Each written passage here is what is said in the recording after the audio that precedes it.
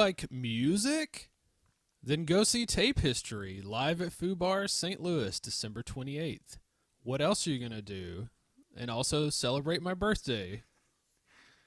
Is the 28th your birthday? The 30th. The 30th? Yeah. Close enough. The 28th is actually my sister's birthday. Yeah, we were actually discussing last week that The 29th. Debbie's birthday is the 29th. Yeah. There you go. Mm-hmm. Yeah. You're a couple years older than her, though. Doesn't really matter because we're all different ages than each other. But, okay. Next ad. Do you still like music? Then scoot on over to Foo Bar St. Louis on February 1st, 2020 and see the Irie reunion show. Woo! Kids eat free. Okay. Do they really? No, that last line is completely untrue. Oh. I hope I don't get sued. You won't. Okay. It's 100% positive that you will not. Also, forgot to mention in those very short snippets of ads that Foo Bar, as we know today, is closing. So those shows that we just advertised that I am playing on both and Jarret is joining me for one of them. I haven't introduced you yet, but I will. Foo Bar is going to close, so those shows are like a couple of the last shows that they'll ever have in that room. Yeah, because it's moving across the street. Yeah, it's like... and it's being called the Red Room? The Red Flag. Red Flag. Yes. The Ready Room. It's so close. The Red Room is a little too close to the Ready Room, Ready which Room, is yeah. another venue in town. But anyway... Red Flag. Red Flag is going to be a bigger capacity room. I don't know what that means for local bands getting to play there or not. I think they're trying to probably compete with, touring shows that come to town. Like other venues pulling in touring bands. So Del Mar Hall and places like that. Or the Ready Room. The Ready Room. Or many other venues in town. So come and see those shows. They'll be fun. I promise. I do like the implication that coming to see us on the 28th might mean that they don't like music anymore. Yeah. And then also in the next ad, do you still like music? Are you still in for musical things? Okay, so welcome to the Watchers on the Couch, Castle Rock. I am one half of your hosts. My name is Chris Nays. The other half is sitting across the table from me. Her name is... Debbie Hodges. Debbie, how are you doing this morning? I've got cat hair all over my face. Is that a mood? It's a mood. It's a very itchy mood. Well, I'm glad you are having of cat hair on your face. I am also doing well. Do you have cat hair on your face? No, I do not. We can change that.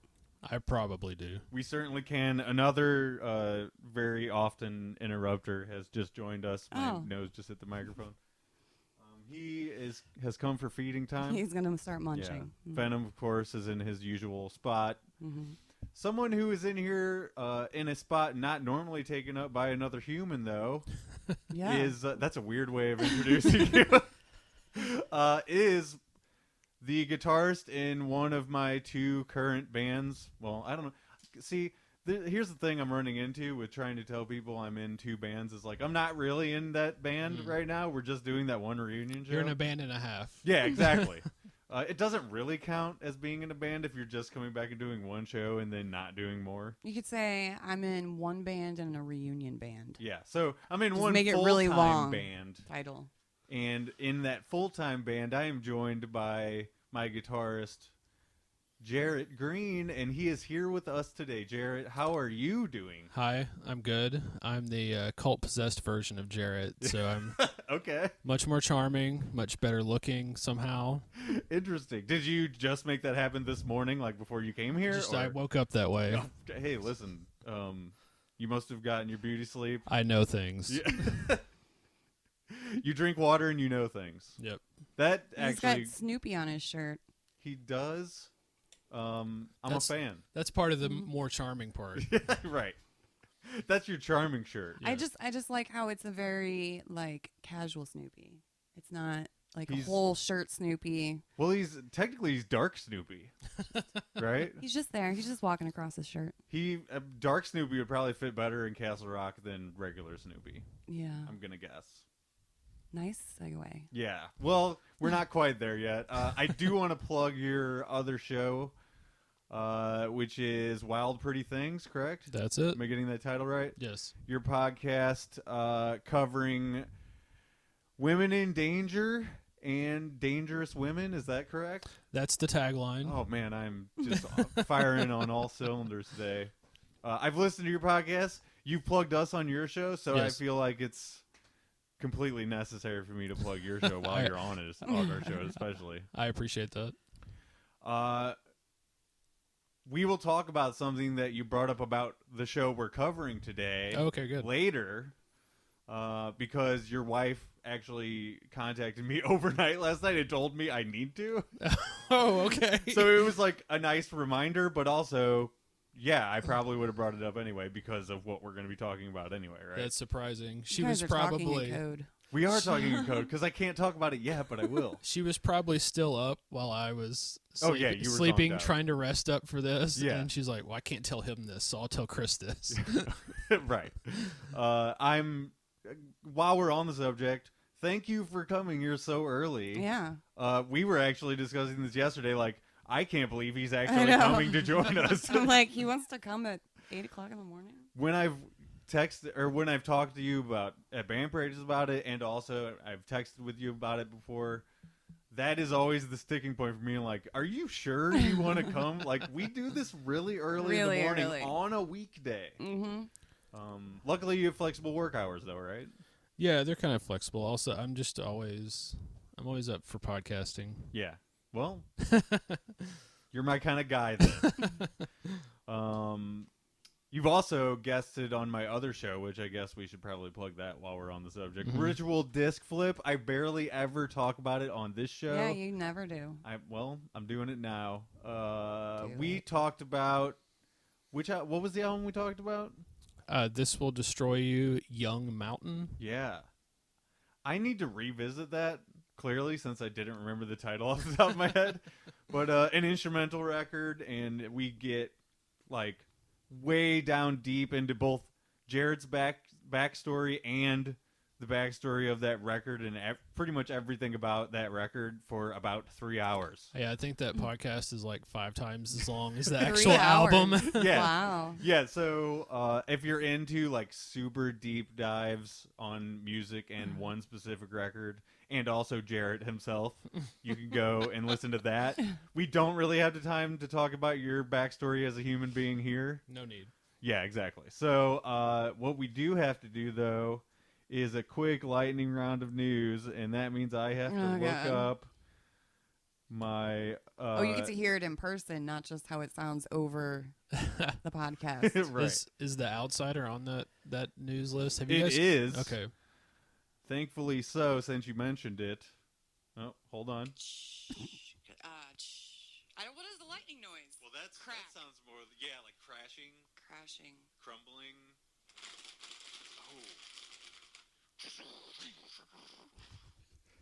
Jarret, So bad. since we have someone to comment on that, go ahead. I actually I forgot you had that new lightning drop, and I also enjoy watching you just play it from your phone into Right. the microphone. See, it's so much easier. Like, I can get this up potentially tonight Yeah. without having to edit that in later. Yeah, he's if got I just time hold for it right up editing. to the microphone. That's one of the reasons I hate doing recap shows. Mhm. We started as a recap show for Sharp Objects, and I need to watch that. as soon as that was over, I was like, we're never doing a week-to-week recap Yeah. again. This is too much work. Well, you're on one now. Yeah. It is a lot of work, Mhm. especially since like it has to be timely. And well, especially since it comes out Wednesday Mhm. and we do this Thursday morning. Right. It's the day that works for us. So yeah, it- I'm a late worker on Thursdays. Yeah. So and you're sleeping when I get off work normally. yeah. But do you enjoy on the fly Yeah, things like that? that was great. Okay, well, see, we complimented each other last week on being great, Mhm. and we just got it back. Yeah. Well, 'cause And we like are great. everything has been confirmed now. Yeah. thanks for joining us today. That's it. We're done. Happy to do it. Lightning round of news. Here we go. King asked the director of Dr. Sleep, Mike Flanagan, if there is more in store for Abra Stone, the female child character who is, I don't know, kind of the co-main character of that story. If there will be a third Shining film. So he has given it his, his blessing, I guess. If he's asking the director of the movie, like, hey, he must have loved it 100%. So does that mean he would write like the screenplay or King? Yeah. Probably not. He wasn't involved in written the screenplay for this for Dr. Well, yeah, Sleep, but so. they had like a guideline to go off of, kind of. Like he Sure, already had a yeah. book written. So I mean, there's not a third book for this. So Correct. I think it's cool that King is open to him just taking the reins of it, though. Yeah. Because he did such a. I know it's my personal opinion, but I thought he did a fucking fantastic job making that book into a movie. I need to watch Did you see that? Not yet. I wanted to, but I haven't caught up with it because I really like The Shining. I've never read any of the books. But Kubrick's Shining. Yes. Yeah. I haven't seen the TV version. Really? Ooh, You haven't seen that one? Yeah. I'm 50-50 The guy on from that Wings? one. Yeah, All right. it's super 90s, first of all. Oh yeah. And that says a lot of bad things about what it potentially is. But it's also the more faithful to the book, and I believe King was like an executive producer on it. Yeah, I believe so. He guested on it as well, so Yeah. I don't know. Dr. Sleep is very much more akin to Kubrick's than that version of it, than the ABC version of it. So, Right. I hope you guys both get to see Dr. Sleep soon. I have a feeling I'm just going to be buying it and watching it at home. Well, it probably won't be too long before it comes out on DVD if the It was- It Chapter 2 is any indication. It was just one of those things where it came out and I didn't have the opportunity to go see it, and then other things came out. Right. It's still in some theaters. Right. So, Yeah, but the problem is the times that they have showing aren't good for me. yeah, it's always like when it gets down to like one showing a night, Yeah. that's when you have a problem really getting to like just that one. Yeah, it's usually like 9 o'clock. Yeah, usually it's either towards the end of the night or like 7 something. Yeah. And we're all busy, Yeah. right? Well, So, and it'd be like on a Tuesday night, and I can't go see an R-rated movie on a Tuesday night. yeah, I have a kid. you can't take Dex to that. No. I wouldn't recommend it. It's pretty intense movie for a kid to watch. Yeah. Although, did you guys have the experience that there were kids in your screenings for It Chapter 2? I think there was like a preteen in my theater. Yeah, there Like were a definitely 10 or 11-year-old, I think. kids in my screening. It's weird that I think. people think that that's okay to do. But, Yeah. I mean, they didn't do it. I don't think he did anything. You mean in It Chapter 2? Yeah, I don't think. Well, while we were watching it, I don't Oh, think the okay. kid did anything. No. So speaking of that, Dexter and I, side note, we're at Target, and Target has this beautiful, like full color, like book on it and the making of it for parts 1 and 2, and it has like the storyboard art. That's great. Yeah, I didn't and even know that existed. Yeah, and it has like all these behind the scenes photos, and so Dexter and I were killing time, and so we looked through every single page. And there was one picture where it's Georgie and Pennywise, and they're just sitting off screen, and they're just talking and laughing, and it's really weird to see like this little kid in his yellow slicker just like laughing and having a fun conversation with Pennywise the clown in his full getup. Yeah, because there's not a lot of fun. And he's so dynamic big, between so those he's two. like he's like hunched over, like getting Yeah. on his level to talk to him. And so we flipped through the whole book, and I'm like, look, it's like you've seen the movies now. Now you don't have to watch it. I was gonna say Bill Skarsgård's probably like 5 feet taller than that kid. Yeah, he's tall. He's a tall Yeah. motherfucker. They all are tall, those Skarsgårds. Yeah, I'm interested to see what that book is like. Honestly, Yeah. Jarret, you covered. Did you cover both of them on your podcast? Yes. Okay, so can you give a brief explanation on your view on those movies in general? Like, did you guys enjoy them, or Were they tough watch or? We both liked the first one. I hated the second one. Okay. Melissa, my co-host, was more, middle of the road on it. I think. On the second. Yeah. I didn't hate it, the second one. I was disappointed. I think we're all kind of on the same page with both of those. But I bought it because I want to see the boner features. Yeah. So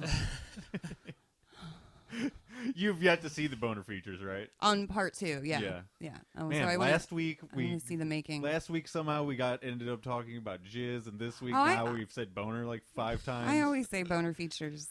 Well, I can't call them bonus features. That's let's move on from that to the next couple of things. These are okay. King hyped the Outsider on Twitter this week. He says it's one of the best adaptations of his work. I feel like he says that a lot.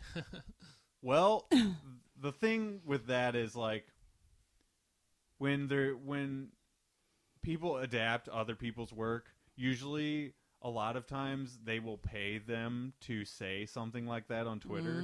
So I don't know necessarily that. Do you think King does that? Do you think he would take the money to give a good review? I feel like he wouldn't do that. I don't like he know. doesn't need the money, so why? Yeah. It's probably some of these things he probably has, depending on what the negotiation is, he may get more money if it does better. So Yeah, so if he even promotes if they it don't, nicely. right, if they don't pay him to specifically say that, he may be benefiting from it anyways. Based on his other Twitter activity where he's usually like just railing on Trump most of the time, I would say he's using it to like hype things that he really likes and down things that he really hates. So I feel like it's a pure thing that he's doing, Yeah. Because he's usually pretty brutally honest about his things being adapted. He's not like, a Kim Kardashian who's purely using it to sell things. Right. You know what I mean? Or make money for herself in some way. Right. But all that said, you gotta take celebrities on social media with a grain of salt, always. Not Stephen King. He's just like you and me. Except he makes way more money than us. Millions of dollars. Well, if we wrote books, we could potentially be millionaires. We could. Let's revisit that topic. Maybe we will do that one day. We should. You work at a library. You're like have a head start, kind of, right? If only we had a bookbinding machine, we'd be fucking set. You don't have a bookbinding machine in a library? No, those are really expensive because it literally makes and I guess it's not really a printing place. You. I don't know why I even said that. Yeah, it's almost like a 3D printer, but for books. Yeah. Like it just goes into a machine and. You guys do have a process for like repairing hardback books and stuff. Oh right? yeah, we do book repairs. I've seen you do that. Yeah. So. Okay, let's see. January 12th is when Outsider premieres on HBO. They just put up another trailer yesterday, I think. I and saw that, and I haven't seen it. Fucking cool. I saw you because you shared it, right? It, yeah. I saw that this morning, and I didn't get a chance to watch it. Well, you'll get to after we're done with this. Yeah. Maybe we'll take a break. Maybe we will. It does look like a really faithful adaptation. It has Jason Bateman, and I'm really excited for that because I like him as an actor. Yeah. Have either of you read that, The Outsider? No, I pulled it for a hold yesterday. It's a really heavy book. I didn't realize it's like the pages are like thicker or something. Yeah, I mean that means high quality, I guess. Yeah, right? It's very heavy. But I pulled it for somebody, and then I saw that we had another copy, and I thought, yeah. It's actually kind of heavy in both ways because I can't read that yet. Like the subject matter is very intense. I'm still trying to get through it. Yeah. You just eye rolled. It's a long book. Is that what you're implying? Yeah. Yeah. So are you guys going to recap The Outsider? What's that going to be showing on? HBO. HBO. I'm going to have to get HBO. I don't think we'll do an episode by episode. I think we'll probably like dedicate one or two. Yeah. To it, just because it looks like it's gonna be really good, and I would enjoy talking about something that's really good. I don't know. We could play it by ear. We could watch the first episode and see if it's something that is worthy of a week-to-week thing. Before that, we should try to do Dr. Sleep. Yeah. I don't know when that comes out on Blu-ray though, so we'll see. Yeah. Okay, and the last thing really quickly. This turned into a longer than a lightning round, but we're very talking We're today. learning all this information. When you add another person to the show, automatically you expand He's on not things. saying anything though. Well, Don't blame me, Chris. He's just sitting politely listening to us ramble. feel free to jump in and ramble along with us. I do. We're rambly. I'm from rambly. From a Buick 8 is currently being filmed. I fucking love that book. I just finished a reread of Oh From my a God. Buick 8. I love that book to death. I should. That's one I need to reread Yeah. immediately because it's been a long enough time. I don't remember what the hell happens. Should have brought it today for you. I own it. Well, yeah. You also work at a library. Yeah. so. No, but I own that one. The first time I read that, I got it from your library. Yeah. Yeah. I remember drunk nights talking about that book. Yeah, it's pretty messed up. Yeah. Have you read that one? No. Oh my God, it's so good. Well, you'll get to see the movie probably before you get to the book. Be all butchered, I'm sure. They'll butcher it? Yeah, and they're gonna butcher the movie, I'm sure. They Really? won't- You I don't think so? know. I'm so disheartened. Well, after the last thing you watched actually yesterday was It Chapter 2, I get your sentiment on that. Yeah. Because, no. Rewatching it again last night, I was just like, man, this is really long. Yeah. It's very long. But and like I said, I saw new things because I could actually see the when you video quality. When you're watching something and you notice how long it is, that's bad. that's a bad thing. Yeah, right? because then you're just counting the time. You're like, Mhm. well, am I halfway through it now? You're like, this Now? whole section is taking a really long time to happen. Yeah, You know, unneeded. Could have done something where else. they're going and finding their totems. That's the specific thing I'm thinking Yeah, about. It's like, exactly. holy shit, this has been going on for like an hour. Hi, Nicola. Hi. He makes a rare appearance on the table. Yeah, before I went to see it, I did not realize how long it was, and yeah, I looked at the time a couple times in the theater, which again is not a good sign. 3 hours, and then you get added on 25 minutes of previews. Mhm. Yeah, that's a thing that I really don't like about I don't going like it to see either. movies now. I don't know if that's I mean, it's Well, we literally both- 25 minutes. yeah, we both go to Ronnie's, which is now owned by, what is it? Marcus. What is it? Marcus. Marcus. I thought you said Marcos for a second. Polo. Marcus, I think they have a lot of commercials like just for their own shit. Well, You know what and I then mean? they have the president talking at the end, which Yeah, is that's what I mean. unneeded. It's like they have their own things. It's so cheesy. And I then hate it. yeah, and then they have like the Marcus they're advertising like working there. Yeah, yeah. And then all the snacks and all, so you have like 3 commercials that are lengthy just for their stuff. Yeah. Then you have all the previews, which they really like, especially when you go see a movie on the weekend, they really cram those in there. There's like 7 or 8 Yeah. of them, and you're thinking, how can there be any more? Yeah. And then there is another one. Yeah. There's always another one. Before we get into episode coverage, I do want to mention something I forgot to when I talked about. See, like, I forgot, first of all, because I got trolled, I forgot to even talk about Dr. Sleep that first time Right. after I saw it. Then the second week, I forgot a complete story from when I saw it. So it was like, I think I was talking about it. I'm like, I don't even remember who I saw it with, right? Yeah. Turns out I did see it with Lindsay, but poor Lindsay. Lindsay was sitting with her friend, so that's why Oh, you were off by yourself? yeah, so like I just remembered sitting alone. I didn't remember that she was also there. Sorry, Lindsay, if you ever listen to this, she won't. By the way, but so I get there a little bit early, in time for the previews or whatever. There's a couple sitting, in the seats directly to my left, right? An older couple of 2 women come up, and this is after previews have already been over, and the movie has already started. Okay. They walk up, and I'm in the back row. Yeah. So they come up to my row. They walk over and they stop directly in front of me. The movie has already started, and I have people standing directly in front of me. Trying to figure out where their seats are? Yes. Oh, okay, cool. So what they do is they get over to, like I said, standing directly in front of me. Then they're talking to the people next to me, standing in front of me.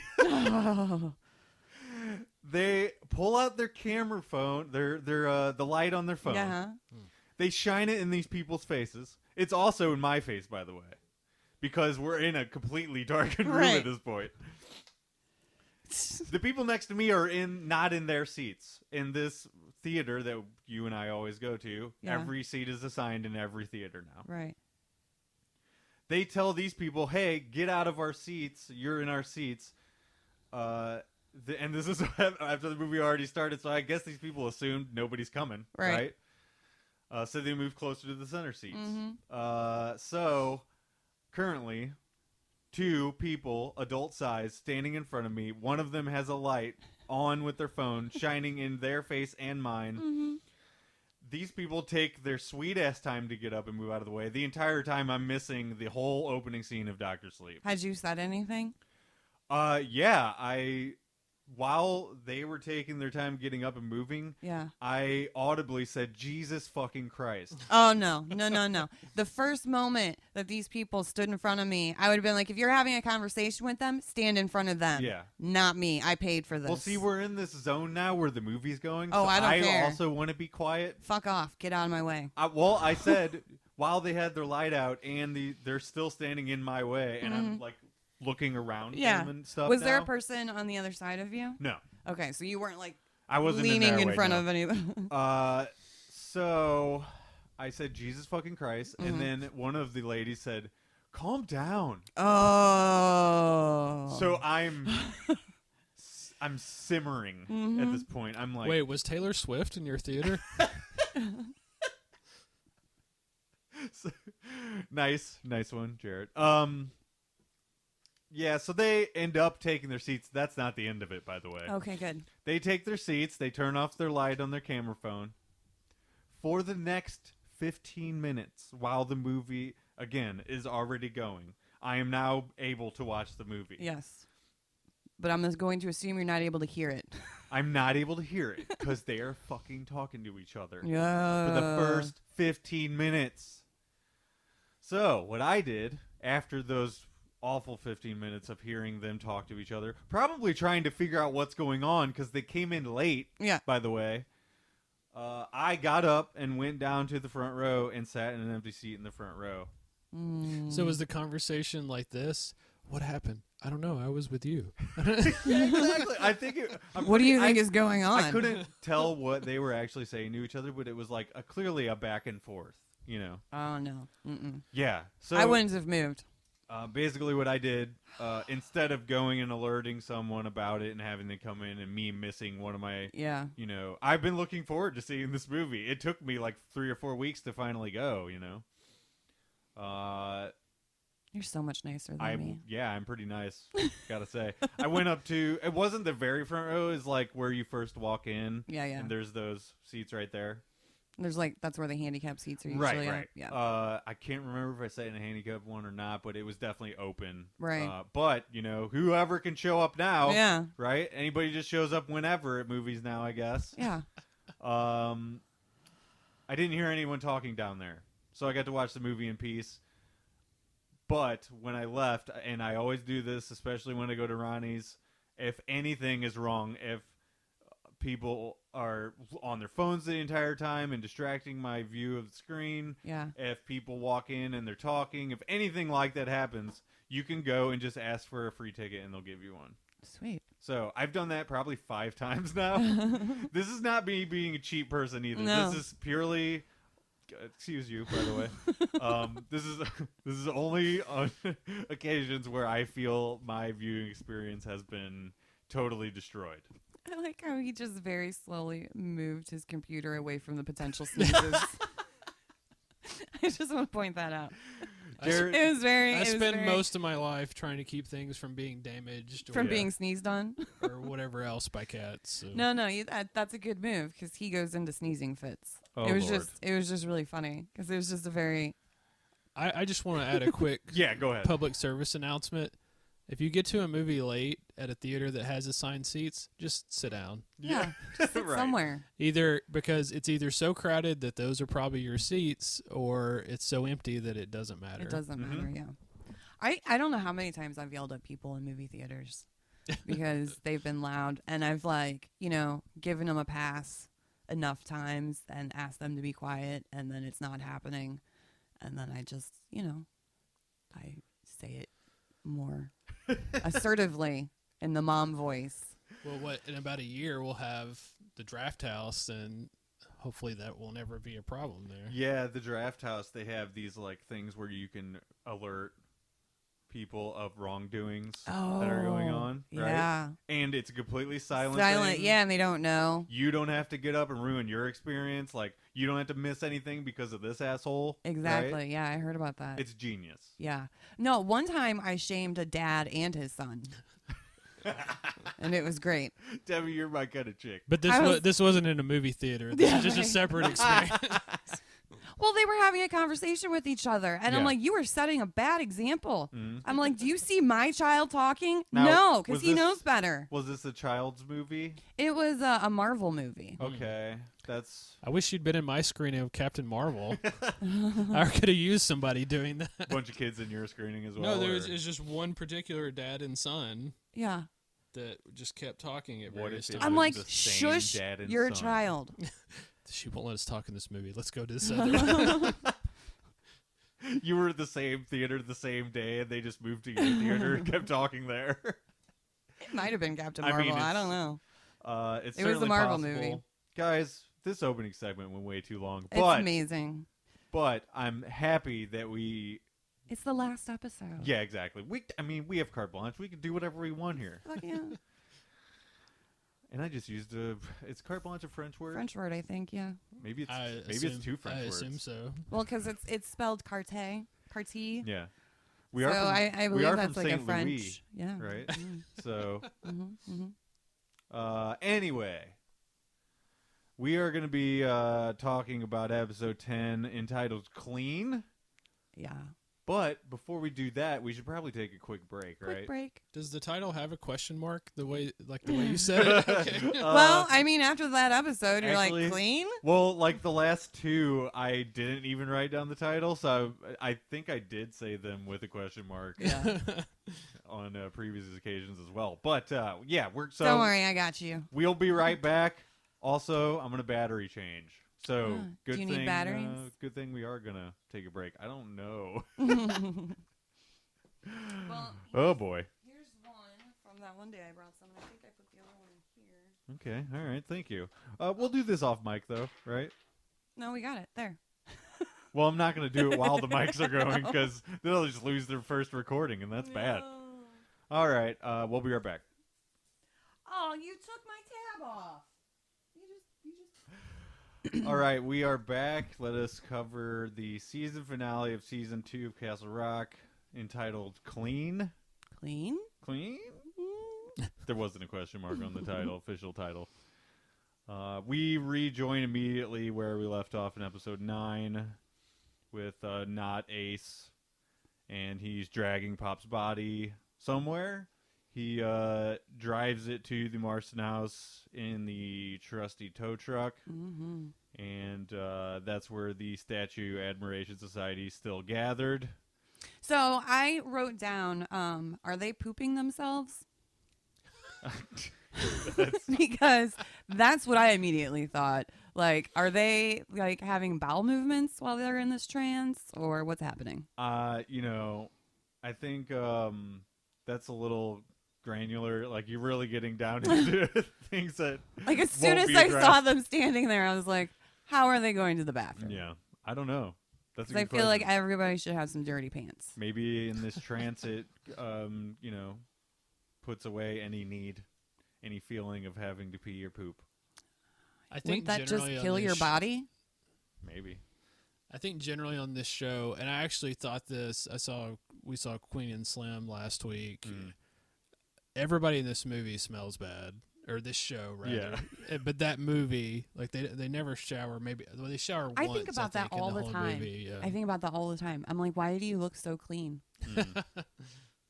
And where are you going to the bathroom? I think about that all the time. Well, Like on The Walking Dead, I yeah. always thought about that. I'm like, Yeah. where are you guys going to the bathroom? who's cutting the hair? Who's Yeah. cutting the lawns? Where's your toilet paper? Yeah. Are you bringing toilet paper? Like, what's going? Right. Like, But all of this stuff just kind of probably happens in commercial break, right? I guess. It certainly does for me because I have the commercial version of Hulu. Pops is put into a casket. Great. In the So- gooey stuff. Yeah, so we kind of sort of guessed that was probably what was going to happen, right? Yeah. Why would he kill him, outright unless he had plans to do something with him, just like everybody else? Yeah. He puts them in the caskets, and we learn what happens inside those caskets. So gross. Adam Jones is filming a Tool video. Yeah. Right. It's so gross. I Joy, wrote, ew. Yeah. So Joy gets a makeover while Ace hypes the return of Amity again. He's kind of saying the same stuff he's already been saying over and over, right? It's sunset. Well, now it's the day. Yeah. And then we see there's a knife on a table for some reason. I'm guessing it's so somebody could get sacrificed. I'm not really sure. Yeah. But I just put that as a question for later. It's her knife though. It's the one that she used to like. Oh, to kill They everybody? did something in the cult flashback That's right. episode. Yeah. When Yeah. she's the couple, I guess, is sacrificing everybody, and then the last two, Yeah. right? So does that mean that he killed himself, I guess, after he killed Amity? I believe so. Yes. Hmm. I believe that's what they were implying. But everybody a got couple their episodes ago. throat slit, right? Yeah. So. Ugh. Uh, Do that on your own. I don't know if he positioned himself above a casket Yeah. that was already submerged, slits his throat, he falls back into it. That's my best guess. He's just already in it and slits his throat. We're probably talking about things that don't really matter that much. These are the questions I have. He also says that the statue people will be her army, which he's referring to Amity, of course. Well, yeah, he says the land belongs to the angel and they're going to take it back in his name.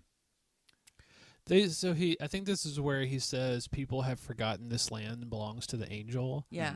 And my immediate reaction was, yeah, because you fuckers killed yourself. There was nobody to tell anyone. Yeah, why would anybody remember something that they were never told to begin with? Right. And Yeah. the angel they're referring to is that the kid. Right. Mhm. Who they made a statue of. Yeah, I mean, I was thinking this morning it could be a different thing, but I guess by having the Shawshank kind of side quest where they go to look at the cage and stuff, I guess that was partially there to say, no, this isn't just Bill Skarsgård playing a different character. Right, it's not a Right. lookalike This angel. is the same thing.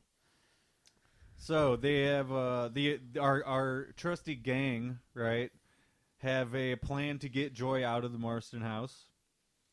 Abdi has the explosives, of course. Of course. And the plan is to put the explosives in the tunnel and underneath the house, where the statue is, and the lawn, all of those places. And then Annie and Chance are going to go through the front door, apparently. Yeah, they're going to go rescue Joy.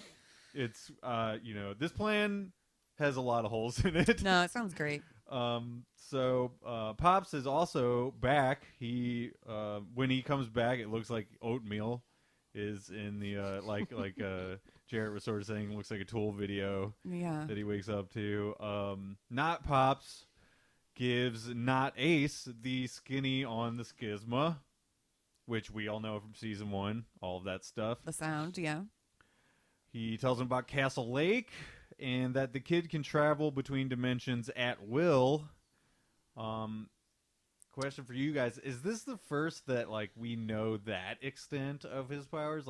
Yeah. Did they say that at the very end of last season that he can just go No. between whenever he wants? They made it seem like he got stuck over here. Exactly. Yeah. I thought that Which- that was different. Which, okay, goes along with my very angry questions at the very end of the show. Well, should we get to those later, or do you want to do them now? I don't know. Like, I feel like, well, they're going to, It'll factor into stuff that happens later. So yeah. it's at the least it's confusing and a little muddled. I'm just, Yeah. I know. I'm frustrated too, by the way. Things happened in this. you'll understand my frustration at the end. Right. Here. So we get a bomb planting and a hike at the same time. Well, okay, so he dug a hole with the like excavator or whatever, and that seemed real easy. Like he literally hit it one time. Yeah, I mean, we only have this episode to make all this stuff happen, so it's gotta be quick. It was like, wow, digging's really easy. Right. I mean, whatever they built there was just going to immediately fall. Yeah, exactly. It had no, like, Well, with all of that being that tunnel underneath, like it's not a solid foundation whatsoever. No, it was terrible. Abdi and Nadia find tons of bugs underneath there. Chance tests whether the statue zombies will see her. Turns out the biggest collection of bugs are underneath where the statue is, right? Yeah. And then as Chance is making her way slowly through, she's acting like she's hypnotized. right, she gets pointed out by one of the ladies, and everyone starts chanting, "No!" Well, the girl no. that knows her, Vera. Right. Yeah. The I love how she all of a sudden is just like, no, no. Like, it was that's very gonna work. odd. It's going to work. Nobody will know that they're all pointing at me if I point. Yeah. Jarret, what were They- you going to say? I think we sort of make the connection that, like you said, that there's this huge collection of the locusts or whatever kind of bugs they are, and that they're by those people. They're close to the statue. Mm-hmm. How do they know? How did they make that connection? Because they put that bomb there, and maybe they don't know it's the statues. They're They're just just putting assuming. 'Cause bombs in random places. They're assuming because that's where all the bugs are. Yeah, that's what they say. Is like that must be where the statue is. It's an odd connection to make, just because there's bugs fucking everywhere down there. I mean, I don't know, like. Also, the only time they've encountered the bugs is when they attacked the Emporium, right? I mean, they don't. There's been real nothing other than for the audience to say like, okay, the bugs always mean. Yeah, Something there's bad. been People no are lead up close. for them Right. to figure this out. Yeah. Also, I don't think Abdi and Nadia hear the schisma. No. So, and it's more, you hear it more whenever the bugs are around, right? Like, it's more ramped up around the statue and the statue people. I mean, maybe they just really know their way around the tunnels, so they know that they should have been kind of directly underneath of it. Yeah.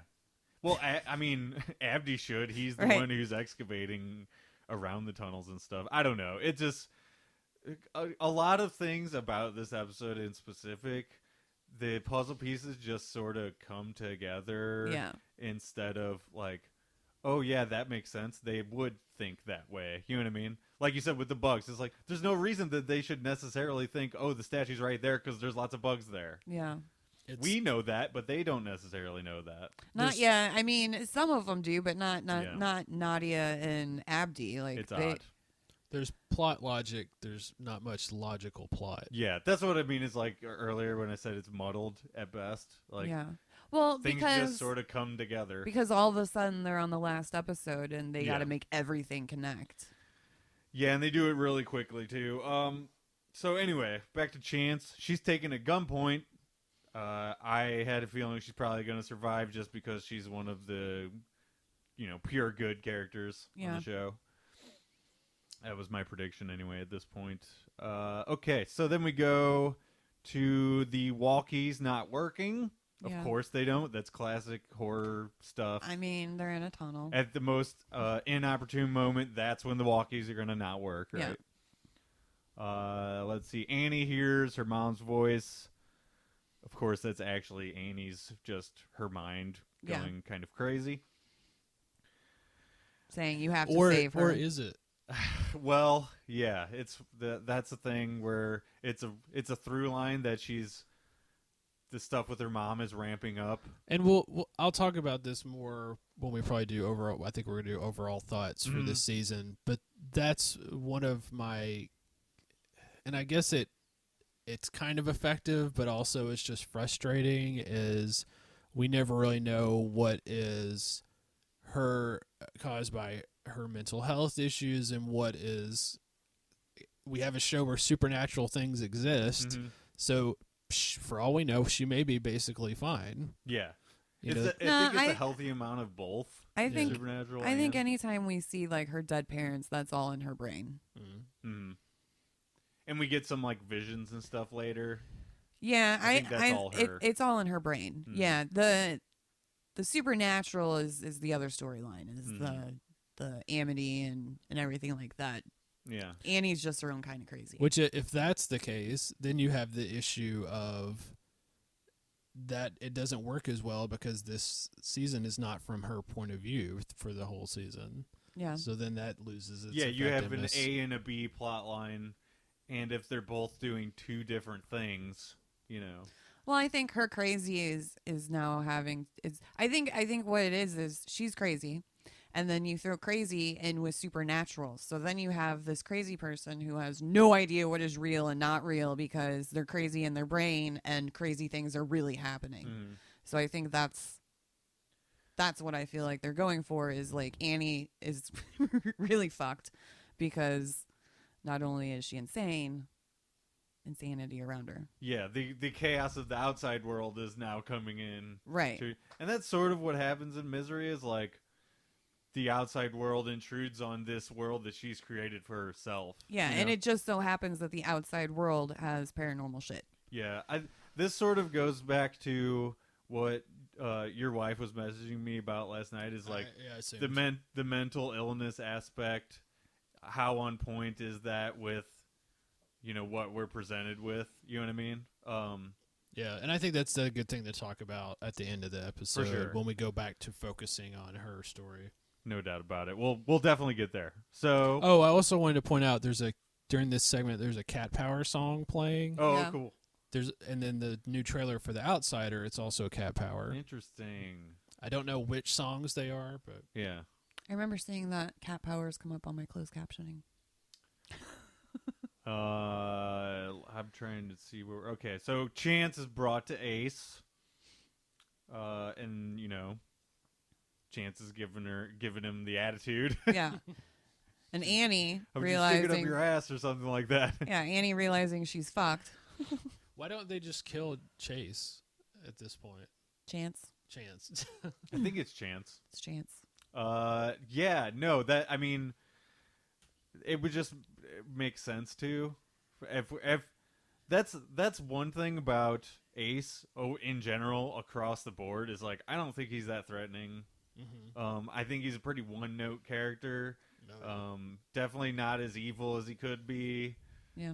Especially when like people are dying all over the place. Why is he unable to just kill people who get in his way? Yeah. You know, instead he's giving sermons about people that aren't even back in our world yet and that kind of stuff. So I don't know. Yeah, Crazy Annie just knocks on the front door. Tells them the plan. Yeah, gives up the entire plan. I'm like, where the hell is this even going if she's just giving up their entire plan? Well, she's trying to save Joy. Yeah, see, and I know. this is where the mental illness, Right. you know, is overtaking the craziness happening around her. Right, she's just whatever. She's not rationalizing. Whatever her needs are, trump everything else that's Exactly. going on. Which brings to light my problem with episode 9, Mhm. which is why would Annie, because we've seen Joy is the most important thing to her and is like her whole only reason she's even alive, really, why would she even be with all these other people when Joy is somewhere else? No, that's a valid point. Just because you're right. That's the through line of this entire, you know, My Little Love. You know, Mhm. That So is- if she's that crazy, she wouldn't have left. You know, is that what you're saying? If Yeah, I mean, she's she that, just- if she's that important to her, yeah, she wouldn't have left. She just should not have been in the last episode. Yeah. yeah, And then this week we find out what she's been doing. She's been trying to get Joy, and then we would also see when they dyed Joy's hair and Yeah. sorry, it's away from the mic. It's okay. And other things that would make this episode less like, wait, what's going on? yeah. Well, that's why you got that pampering montage earlier, where they're doing the lotion and the makeup. Right. Very true. Well, I don't know. As we're going further into this, we're only going to get more weirdness and holes and stuff. I mean, I don't have a problem with her being in the last episode. I just had a problem with everybody really being well. Well, Like that's gun part users. of it. Like they were all so good at it. Yeah. Why is Annie so good at shooting a gun? Right. Because Everybody was. Everybody's great at it. Because she bitch slaps the gun out of the lady's hand in just a little bit. Doesn't even take the gun. Just slaps it out of her hand. I don't know. It's we could go on for days about all that stuff. But anyway, Ace's goons, rather, and Not Pops go after Abdi and Nadia in the tunnels. They get them at gunpoint. Not Pops does a face turn. He's the real Pop, and he kills the bad guys immediately. Woohoo! Yeah, so, we thought last episode was his only big hero moment, but we end up getting another. Because he took the Haldol right before he was shot. He took the Haldol, convinced Not Ace that he's also... Not Pop. Right. He's also one of the weirdos, right? Gives him a little info as little info in the schism as he can, and then was able to come here and help them. Yeah. But he knows what their plan is, and he's like, yeah, you need to blow this bitch And up. also, he says he's coming. Yeah. The angel. So, at this point, I noted I am not totally on board with everything that is happening with this episode. The change process is totally confusing now because he took the drug before he went in, so then when he comes out, he's still okay. And well, he's fighting the guy off. Okay. So he can tell that he's in there. He said he can feel him fighting him. Yeah. So he's apparently got his memories, because the guy is buried deep in there. But I just feel like it's more than a little muddled. The entire change process, should it not have worked at all with the Haldol in the system? If he comes back, I don't know. Just he also says he's coming, so he knows that the kid is coming. Yeah. How much of the process gives him that ability to know that the kid is coming now? Well, I think he knows the entire plan. I think once the body snatcher goes inside of him, he knows what he the knows body everything. snatcher guy knows now too. It's the same reason that they know how to drive cars and use guns and what the medicine is and stuff. It's all once you're in the same brain, you know everything the other persona knows. I was just questioning a lot of things, which is interesting to think about in the Mr. Robot is currently airing, which is one of my favorite shows of this decade, which also deals with these questions of mental health and multiple personalities and stuff, which is often portrayed very differently on TV and movies than it is actually. Right. And the whole multiple personalities, you all know the same thing, is handled completely differently in Castle Rock, whereas in Mr. Robot, a lot of the conflict comes from the fact that these different sides of his personality don't know what the other ones do. Right. Yeah. I think in the novel, it's more of a black and white sort of interpretation. You mean in Misery? Yeah. She's flat out nuts. Yeah, because it's not really multiple personalities per se. No. She does go up levels. You know what I mean? One thing sets her off.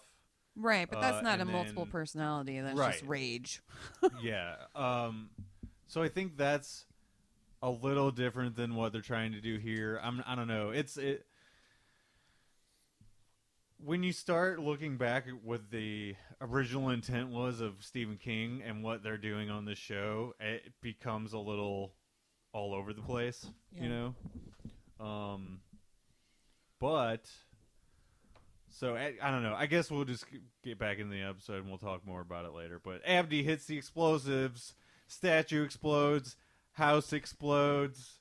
Well, first we get flashes between Annie, Pop, the angel at the ledge, Joy outside, and Abdi and Nadia getting out, because it's all like going back and forth. Right. So like he says he's coming, and then we immediately get this like new song montage of clips, and you see the angel walking out towards the ledge. Yeah, I forgot to mention that you saw a clip of him. Yeah. So he's now in our current universe. Potentially, and I don't know. I mean, or he's in. We get him later, and he disappears. So, like, I figure he's here with them. He's waiting to see what is exactly going to happen between these two factions, and then he will come to them or not come to them. See, I saw it differently. I saw it as he's in a different dimension, and going off that cliff would have thrown him into their dimension. Okay, but because they didn't finish what they needed to do, he was like, all right, fuck this, peace out, and he walks back out. And he definitely said it exactly like that too. Yeah. But that's the way I took it. Like, he wasn't in their reality, he was in a different one. Well, I guess he's on the verge of joining them. Yeah. You know. So there's, after the explosives get hit and Pop tells them, just explode the thing, I deserve this, And all the bugs fly out, and everyone's no longer there's hypnotized. bugs, and then there's massive panic, and everyone's running. Joy, in the middle of this panic, uses the knife on Not Ace. Stabs him. The very same knife from what you mentioned it's earlier. It's an insanely big knife. Yeah, I have trouble thinking what you would even use it for practically. Stabbing. I guess it's just like a ritual knife. Yeah. But the knife is so big you couldn't, if you stab someone with it, it would come out the other side. It's for sure. Overly, it's like a video game knife or something. Yeah, it's meant to look big for people watching the show. Like, that's a knife. That's a big ass knife, right? Well, that's a knife. That is a knife. Joy then reunites with Annie. So we finally get that nice moment of them together. But see, this is where I was like, she seems kind of weird. Yeah. I mean, first of all, she looks completely different because of the dyed hair. Yeah, but she just seemed like she was like in a weird trance. But, maybe since you were just hypnotized and stabbed somebody. Yeah, and, to be fair, everyone in that area was hypnotized as well. So I figured if they all came out and they all ran and screamed in panic, then likely she also came out of it. That's where my mind was at. See, I was thinking she potentially had already been turned into Amity. Yeah. I wasn't sure where they were going with Weird Joy. For some reason, that totally went out of my head as I was watching. Yeah, because I was like, she seems weird. Did she transfer? Yeah, it made the stuff that happens later way more surprising to me, too. Oh, yeah. But Not Ace looks like he's not dead at this part. He's, like, kind of crawling around and stuff still. Yeah, he's alive. Yeah, he, like, wakes back up. Yeah, and he gets up when the house explodes. He's standing there. Yeah.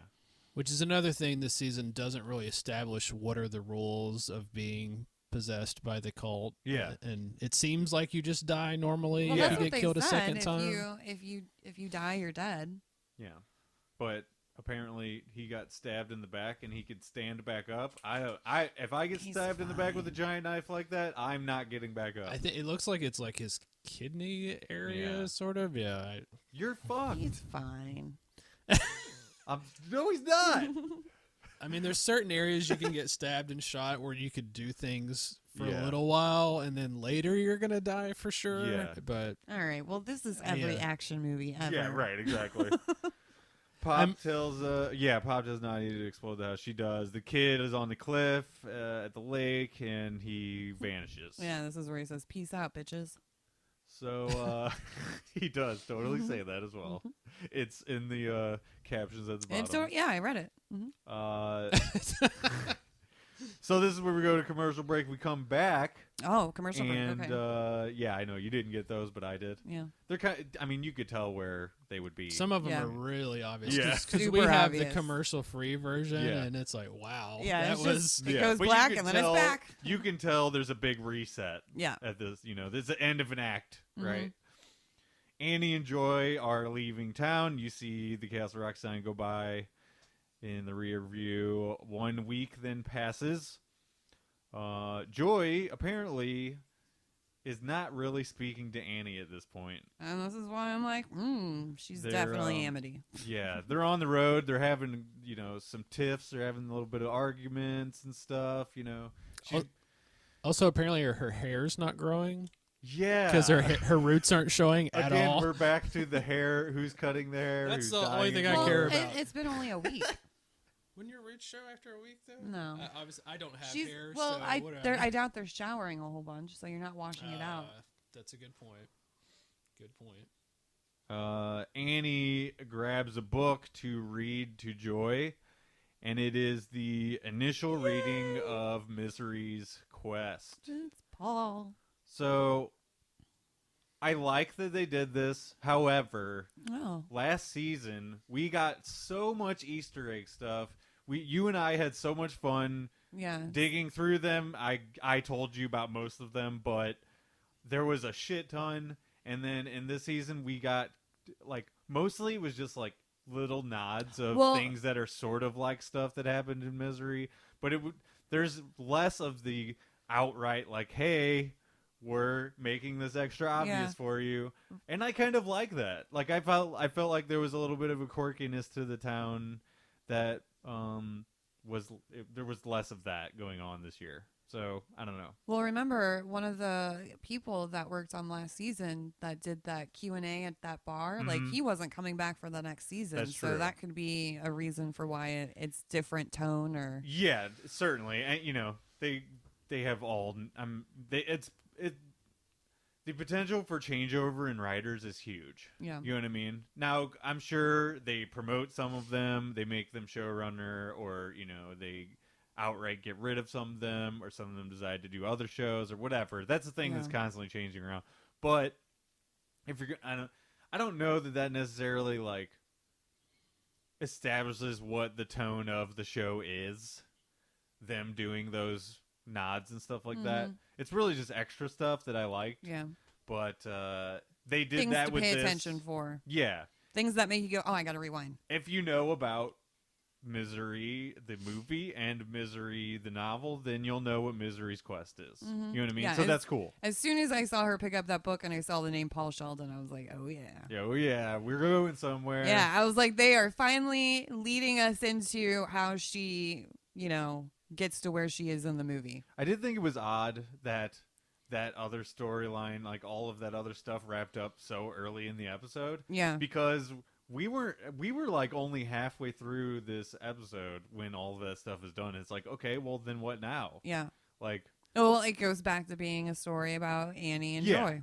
And that's it does make sense dramatically for them to come around to the other end of the circle, right? Right. Where we pick back up with them driving. Right. So we're going into Canada. Oh, and I also love how when she first starts reading it, she goes, good beginning. And I'm like, oh, she's already now addicted. It has started. Have we seen the you mentioned Easter eggs. It's not really an Easter egg because the camera focuses right on it. But at this point, have we seen the Henry Deaver poster? Oh, yeah, that's coming up. Okay. Yeah. So we're going into Canada. They get 0 questions at the border. I don't understand how that could ever happen. You know, You're just going across. all she does. Oh boy, she all she does is smile really sweetly at him, and he's like, oh, okay, you're fine. She's a young white woman with a child. I mean, she's definitely not the person that they're going to pull aside.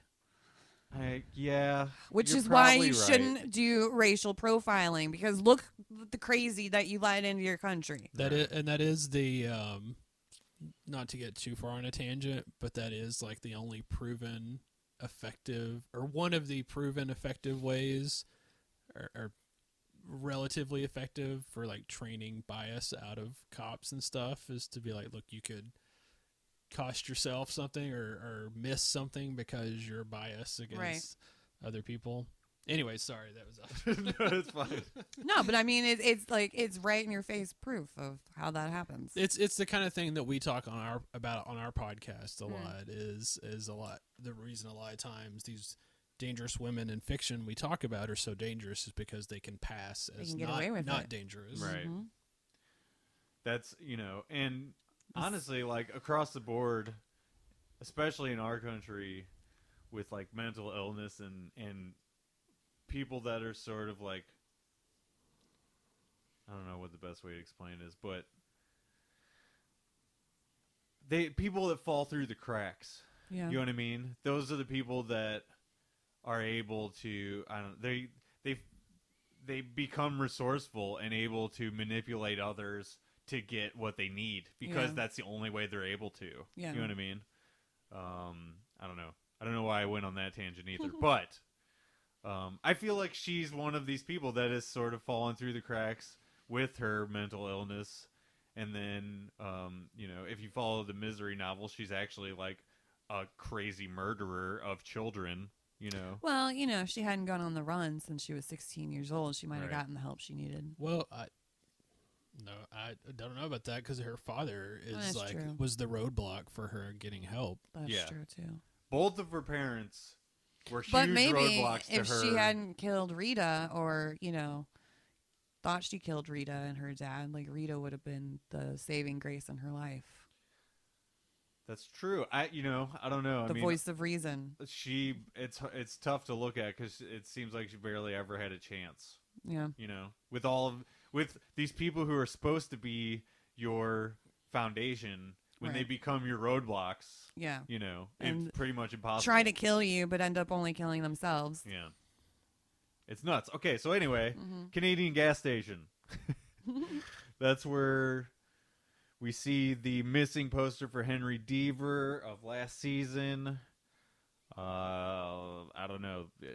I kind of question whether the kid made him disappear somehow. Yeah. Because now that we know he's able to move between dimensions at will, who's to say he can't do that with other people too? Well, Henry Deaver was the one that was guarding him, right? Exactly. Yeah. So, And nobody else has seen Henry, so yeah. I don't know. I don't know if this is supposed to make us think maybe we'll see him back again at some point. That goes along with my end of the Yeah. show thing. So there's a caregiver ad that Annie takes advantage of. Annie's still a pretty skilled con artist. She's able to get right in to this job with no problem whatsoever. Have Yep. you guys talked about on any of your episodes how Annie got her education and her certifications and all this kind of stuff? I was thinking, we haven't talked about it, but I was Mm. thinking online courses because she's got the laptop. Do we think like all of her documents and stuff are all fake? Like no, I think the healthcare, I think she probably really did. Well, I know in the book she is a legit nurse. Yeah. Yeah. I feel So like- when and where did that happen? Yeah, exactly. As I far feel as like- how it's shown on this show, who knows? Right. Yeah, that Yeah. what she has a laptop. That's what made me think because she's skilled on the laptop, so it Yeah. just made me think like she probably took online courses. Yeah. Well, either that or used that technology to her advantage to fake all of it. Yeah, but I mean, she does know what she's doing. Yeah. So I don't know. They don't really get into it in the show, so it is another one of these things that are just like, I don't know, whatever. I mean, however you think she we did. have a librarian here. Not all learning happens in the classroom. exactly, that's what I'm saying. You could have done it online. There's courses. I'm just wondering more like, is she self-taught or did she actually like have some kind of education? I definitely think more people should be asking her what is up with her and like how did you get these things, and like more people should be checking into her that Yeah. don't. And I think, and the caretaker thing is probably a good angle because that's something where I think she could pass more. Mm. And it gives her. A But like house. working at a hospital, there would be a background check. Yeah. Right. Did they? I can't remember if they addressed that at all. In See, Castle Rock, she sort of just came in there while shit was crazy, Yeah. and she's able to kind of go under the wire. She was like, Yeah. "Oh, you need temps." You know. Yeah. Yeah, I thought about that too. I'm like, well, are they going to ask for references? And they don't say it's like you need temp orderlies or someone that wouldn't really need a formal education. She specifically says you need temp RNs. Mm-hmm. Well, all that stuff is going to be up in the air, unfortunately, Oh, yeah. at the end of the day. We'll never know. So this is where Annie is starting to suspect something is going on with Joy that is not on the up and up. Joy is watching French soap operas. No, she is watching Blue is the Warmest Color, Oh, okay. which is a indie movie from a few years ago about a Lesbians. teenage lesbian couple. Doesn't Did it you- feel like it's did soap you know opera-ish, that? though? Did you know that too before What I they were said it? watching? Yeah. Yeah. Okay. Have you seen it? Yeah.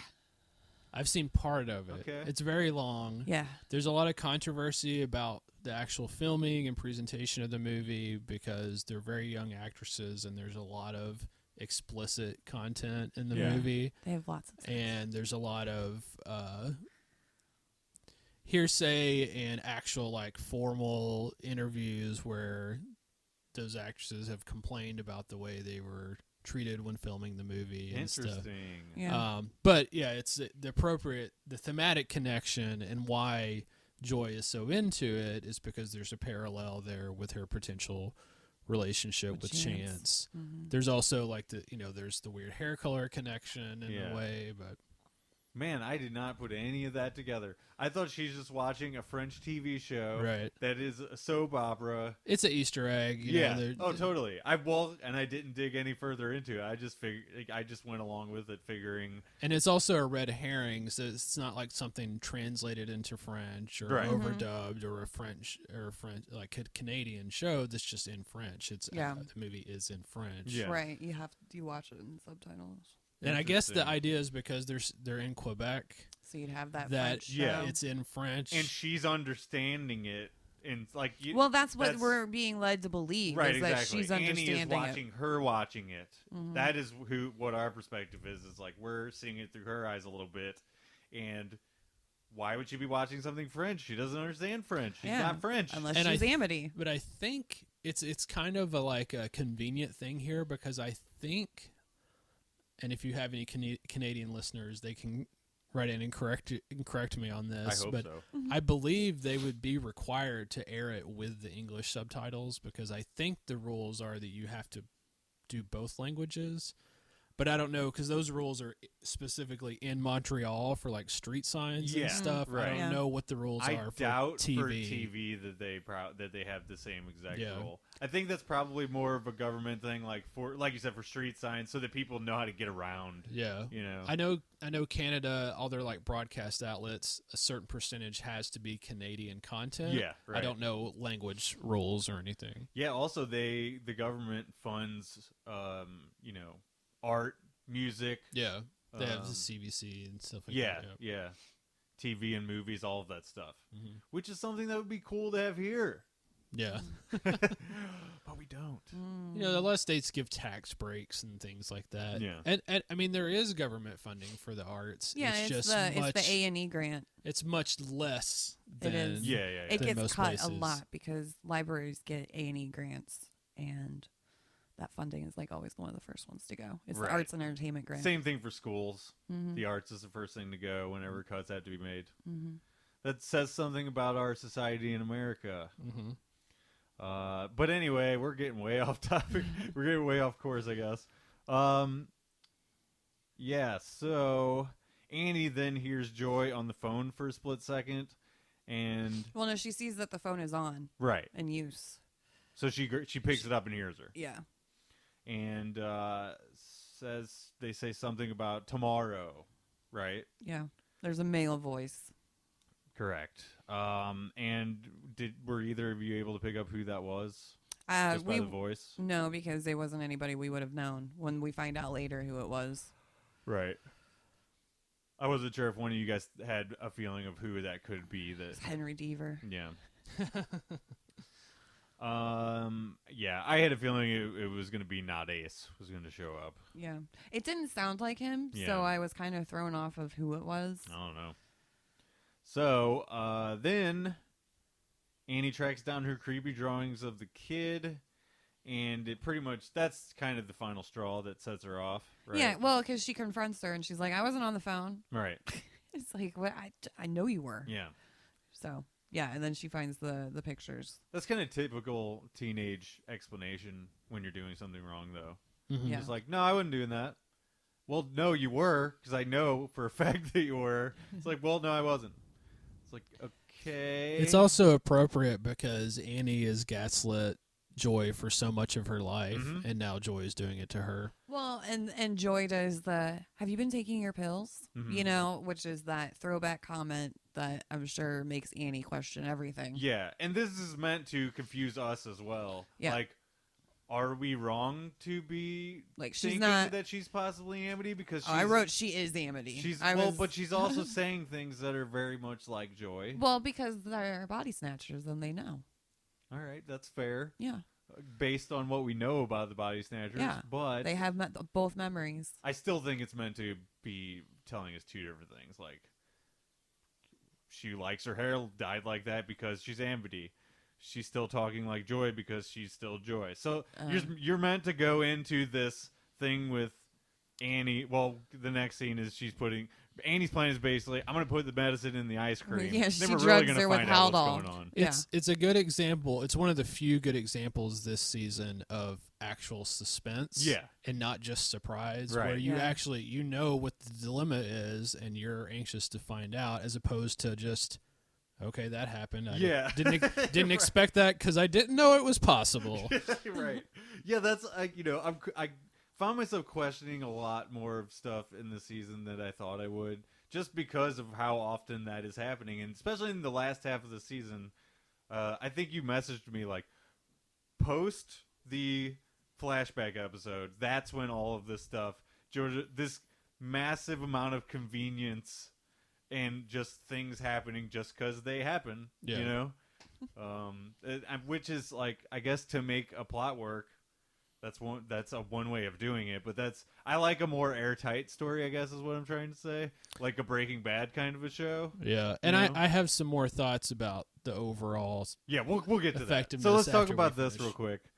The meds and the ice cream. This plan can't fail. Nope. Kids love ice cream. Love it. That's what she tells her. Is like, you love ice cream, right? Yeah. And this one has all three flavors, so Yeah. you'll Yeah. like some of it. So you can't say you don't like it because all three of them are in there. Yeah. Well, and then Annie's acting all suspicious as she's eating it. Yeah. You never She's stare the staring it. person down and not eat your own. Like, I don't know how many times we At have to least- see that happen. At least when the person that's eating it that you've served looks at you, you're like, Yeah. huh? Yeah. Right? Eat some more. No, Something. you gotta chow down too. So, with the super scary ramped up soundtrack, this is one of the most scary moments of the entire season. Yeah. Where she realizes, oh, you fed me the drugs, right? And she says, "What the fuck?" Yeah. Then the chase starts, and I'm like, holy shit, is she actually Amity? What is happening right now? You Yeah. know? Well, because Annie is like, okay, she said, "What the fuck?" She's definitely not my child. Like, Yeah. my child wouldn't talk like Well, that. and this is foreshadowed a little bit when they first arrive at the house where she's working now, Mhm. because Joy goes down the hall to a different room, and the woman who's showing her around and stuff says once the hormones Yeah. hit, they become different people. Right. So there's a parallel here with just like becoming a teenager, Yeah. Mhm. which is kind of similar to Annie's backstory, that as she grows up, and it's also the way that mental illness or some mental illnesses work. When you reach puberty, Mm-hmm. the symptoms start showing, you start changing just like anyone would, but in different ways. Yeah, So it's worse. it's a nice parallel here. Yeah, and again, that goes right back to trying to put doubt in your mind about what is happening. Mm-hmm. You know, I feel like they really accomplished that Yeah. throughout this entire ending thing. Well, I was dead set that it was Amity Yeah. all the way up until the very end, and then I was like, Oh shit. oh no. Okay, so Annie then drowned Joy / not Joy. We're still not sure. Yeah. Right here, I kind of. I mean, made that a was an note. amazing fight scene, though. Oh, Like, they yeah. really went all for it. Very suspenseful. You know, if we're ending Joy's journey here, then it is sort of a full circle of what Would have was happened. originally going to happen with her in the box, right? Exactly. Only it's 16 years later now instead. But there's still some time left in the episode, so I know something else is going to happen, right? Mhm. There's still like, I don't know, about 10 minutes left. So something else has to be going on. Yeah. Which I shouldn't have been checking the time. Yeah. Why did you? Just because I don't know. At one point, they faked me out because I thought it was the end of the episode. Yeah. And they faded to the black, and then all of a sudden it was back again. Yeah. So she goes back up to the living room of the place, and she starts reading Well, she Joy's sits letter to down her. on that couch, just fully drenched. Yeah. Like, that couch is ruined. Yeah, it definitely. That's not her couch. Joy's letter, I just wrote, holy shit. I wrote, oops. Yeah, the phone call was to a lawyer. So, lots of regret happening right now. Yep, she wanted to get emancipated. She was trying to forget about what had happened. Yeah, I She doesn't figure- think she can move on with Annie around. I figure right here, this is just Annie's switch over to total madness, and we're just going to ramp out of the story from here. But that is not quite what happens. She goes back down to where Joy is still face down in the water, Yep. revives her, and Annie is brought back to life after being Joy. dead for... Joy is brought back to life after being dead for who knows how long at this moment. She's like, you just fell in the water. You're fine. Let's do another. Yes, she lies to her immediately. Let's do another PSA here. Yeah. If someone is drowning, turn them sideways so that the water can get out of them. Because that's why they're drowning. When you pull them out, is they have water in their lungs. Yeah, if right. you put them down on their back, It's going to stay there. right. Well, I'm not a EMT or anything, but don't quote Jarret when you're trying to save someone's life. But a nice tip at the end of this, at the end of this episode, I like it. So this is where I thought the episode was over. Yeah. Whoa. Immediately, she's manipulating her again, right away, right? I wasn't really that surprised by that, but I think that this all just goes part and parcel with, well, she's just crazy across the board, I guess, so she would do this, right? Yeah. And it also kind of connects back to what David was saying about that the conflict of the outside world, and I think actually, Chris, you were saying this a little bit too. Of that's part of what's so bad for Annie is that she already has these mental health issues, and you have these things from the outside coming in on that. Well, she also creates that herself because her entire life is a lie. Right. So it's not just that the outside world is so foggy and hard to get a hold of. She has created an interior world that, you think about just as if you have good mental health and you lie all the time, it's hard to keep that straight. Right. Even if you're just doing it to one person and constantly, a kid growing up, they're asking questions anyways. Right. How are you that gonna you don't keep know all the that answer straight? to. So she's having to deal with that on top of Well, because she's whatever convinced else. herself that that's her real reality. Yeah. which That her is dad which is was that type of which is person. feeding her mental illness. Right. Is it because she doesn't have a firm grasp on her own reality and is having to live in a different reality, and then Living this there. other stuff is coming in on top of it. all the Yeah, craziness. and on this show, they're sort of like moving the isolation from place to place. Like in this case, the isolated environment of Annie and her family, Annie and Joy are in Castle Rock, but in the original story, they're in that house on the mountain. They're totally isolated. It's just her in her own world. You know what I mean? In both ways, in both in the place, the environment, and her own insulated, created environment of, sometimes madness, sometimes manic happiness. I don't know. It's. I in some instances I think that they nailed her character, in others I feel like it's just sort of all over the place. You know what I mean? So, but anyway, we sort of move in again, like you thought it was going to fade out, Yeah. but we go into a sort of happy ending sequence, sort of. Yeah. At least that's the feeling at Like, first. it's like the beginning episode. They're in the car. They have that Yep. song that's playing. She's Right. Although drawing. this time it's Rufus Wainwright doing a different version Yeah, of yeah, the New it's- Jerusalem. Well, because Interesting. they always had different versions. It was. It's still a weird song. It is. I Yeah. mean, I would have to listen to it again and really analyze it, but I didn't look it up, but I'm curious if he just already had a version of that or if they had him do that specifically for this show. Hmm. So Anyway, Annie sees her mom and dad in the crowd with them. So, Well, that's at the book signing. yeah, I mean, we pretty much immediately go to the book signing, right? Well, we see like a little montage of them getting ice cream Oh, and yeah, that's being right. happy and walking around, and then Her hair is back to its her normal hair's back color. to normal. Yeah, like everything is hunky dory in their life again. And then we see them pull up to a book signing for Paul Sheldon, and that's where we see them sitting inside waiting for it to start. Yeah, so they're both pretty pumped for this. And that's where she Everything's been leading sees up her to parents this. in the audience. Yeah, she sees her mom and then her dad. Somebody asks to sit in the seat next to her, Yeah. Annie, while Joy is still sitting next to her. She says, "Of course it's taken. You can't sit here." Yeah. And that's where our perception of this, what we're seeing, is totally shattered. Yeah, well, I was thinking it wasn't real for a while. Yeah, well, I mean, she did Just see her mom way and too dad, happy. but it just, all of it felt odd. Yeah. As soon as this happy sequence started. But And then Joy says, "We have to get him to dedicate a book to you."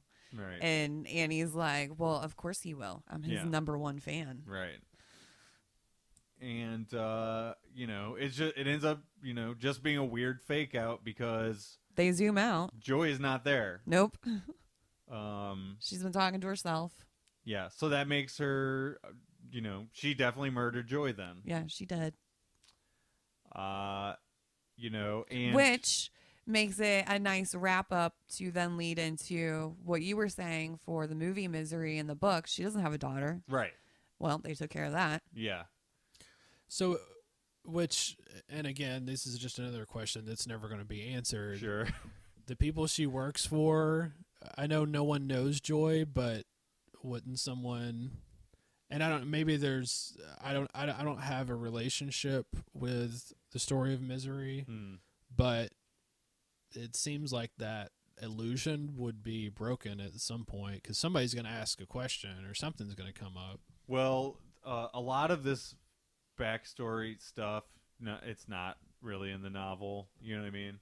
Like, yes, she is either an RN or a nurse's assistant, and she does murder infants and gets chased from hospital to hospital.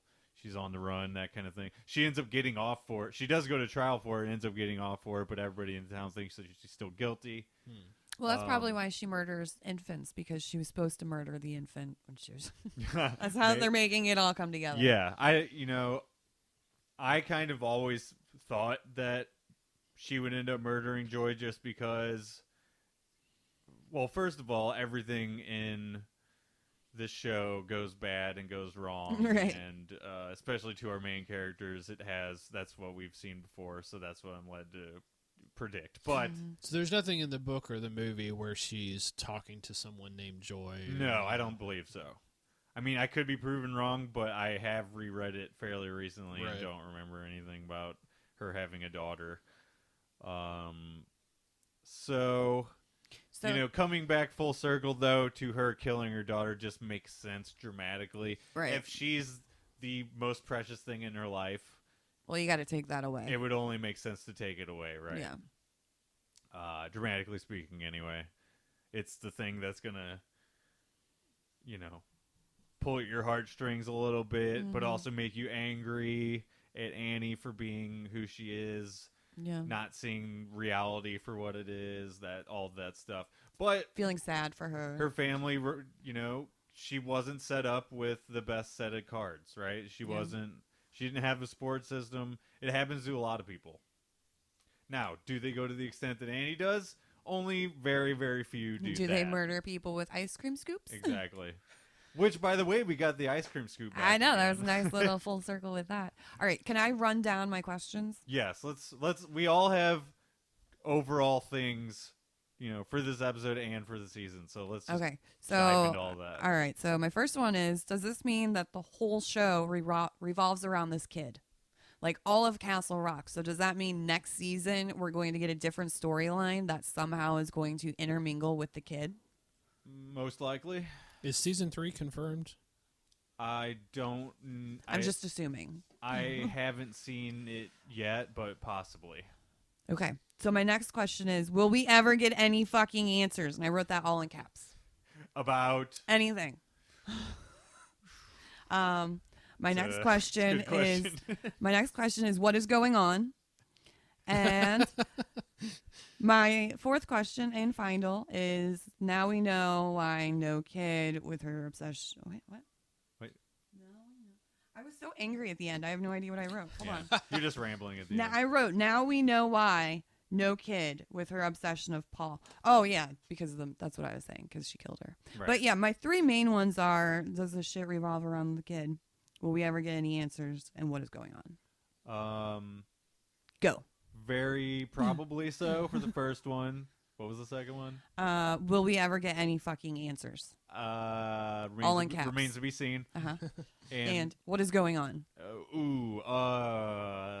Annie is out of her mind, and she's gonna just move on to another town and keep reading a lot of misery books. So we're done with her.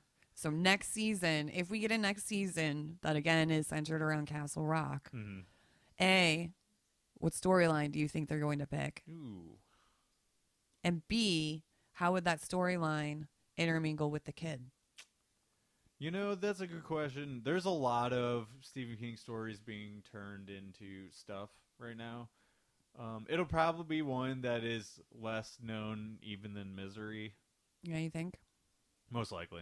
Just because all the big ones are being taken. Right. When even like From a Buick 8 is being made a movie, it's Yeah. like really anything's game. Yeah, I guess so. Yeah. If there's anything even tangentially associated with Castle Rock or Derry or, Salem's Lot in almost any way, Yeah. then it's up for grabs. So there you go. Questions answered? And really, it doesn't have to be directly related to Castle Rock because Misery wasn't. Right. I mean, they were just passing through. So it could be anybody's storyline that he's written about passing through Castle Rock. For sure. And all the madness that happens because you can't just immediately leave there. Yeah, all that stuff's kind of up in the air. I just want to know how they're going to continue Bring this back. around to the kid. Yeah. I don't know. I want to know more about him being able to jump dimensions. We And barely got anything. is he really at least a 500-year-old angel? And why did he pretend to be Henry Deaver? And why did he pretend to be stuck in this cage forever? And I wish I could tell you.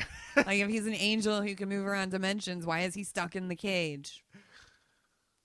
Well, Jarret, let's move to your. I was just saying, it seems like, I mean, there seems to be some limits to his ability, Yeah.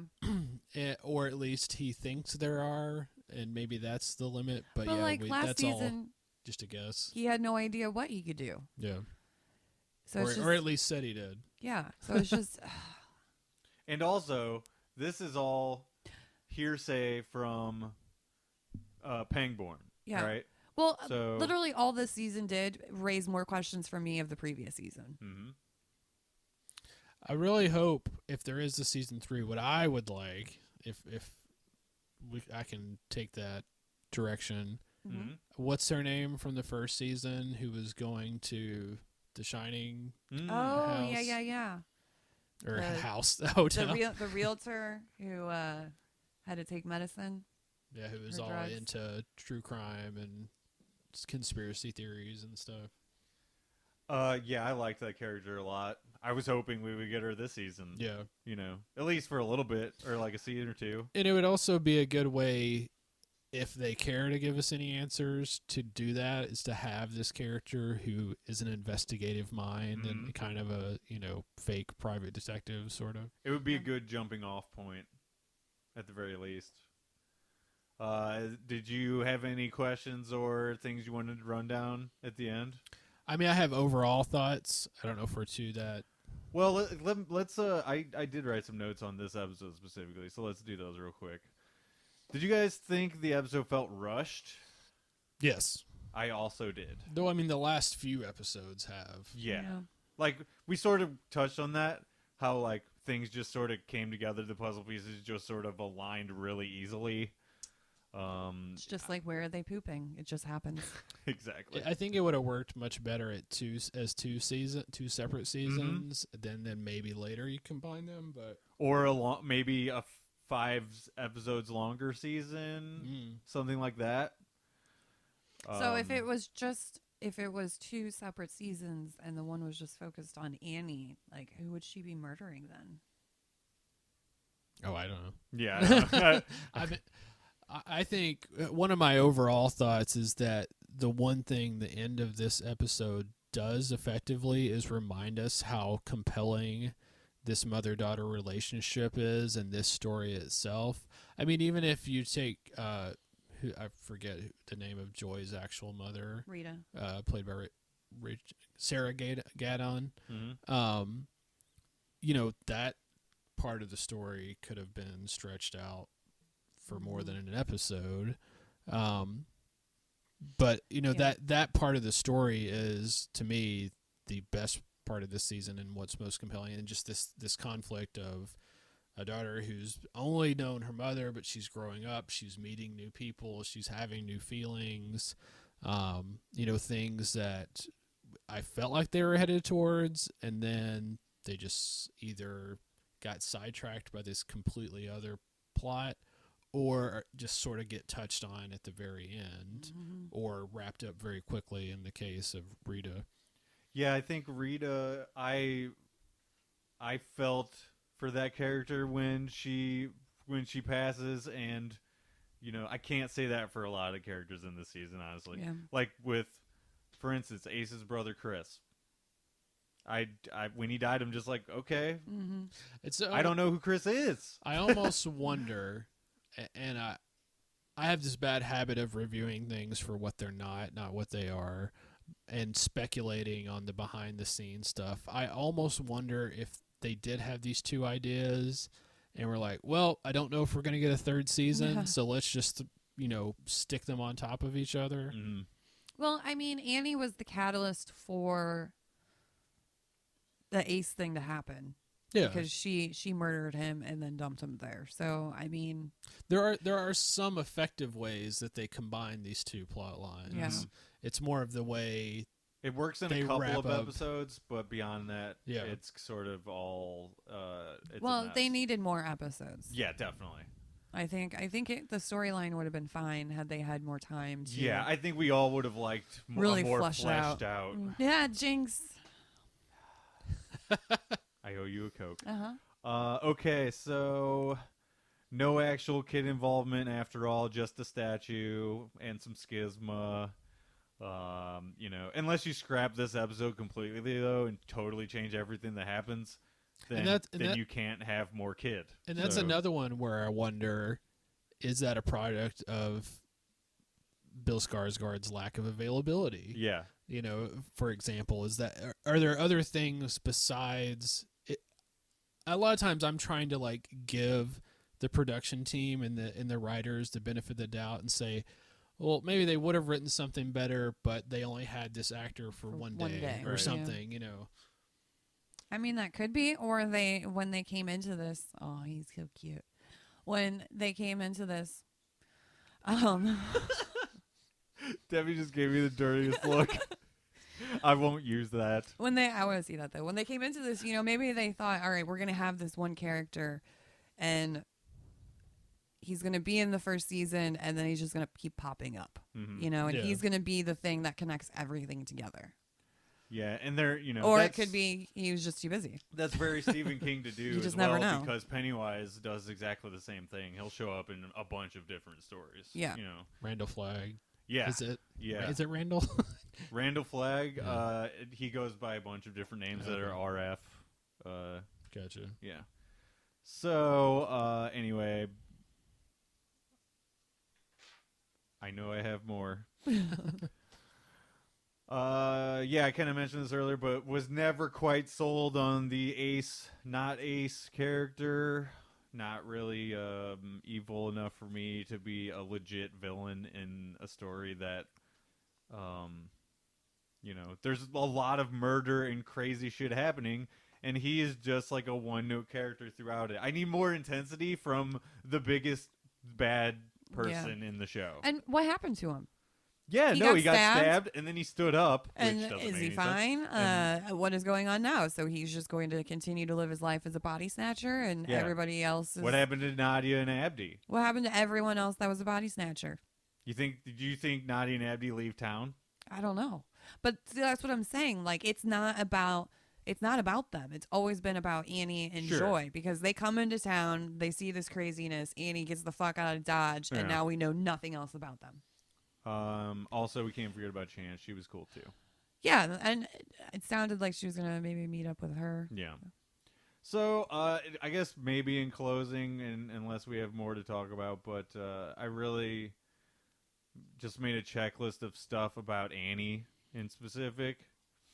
As far as like, did they do right by her character as we knew her before the show or the season even happened, right? Right.